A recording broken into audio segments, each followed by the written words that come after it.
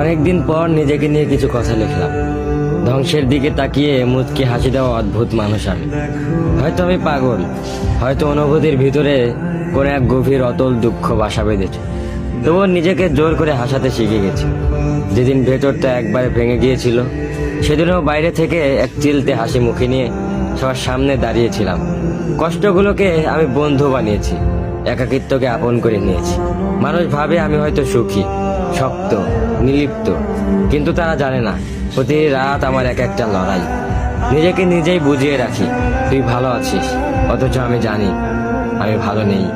ভেঙে যাচ্ছি প্রতিদিন একটু একটু করে, আর এই ধ্বংস হওয়াটাকে যেন ভালোবেসে ফেলেছি। আমি সেই মানুষ যে হার মানার আগে হাসে, কারণ জানি কান্না দেখিয়ে লাভ নেই।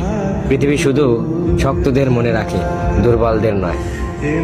তাই আমি অদ্ভুত, আমি অনুভূতির আগুনে পুড়ে যাওয়া নীরব যোদ্ধা। আমার জীবন কোনো সুখের গল্প নয়, এটা নিঃশব্দ বিপ্লব, যেখানে হাসির আড়ালে লুকানো থাকে হাজারো না বলা কথা, ভাঙা স্বপ্ন, হারিয়ে যাওয়া আমি।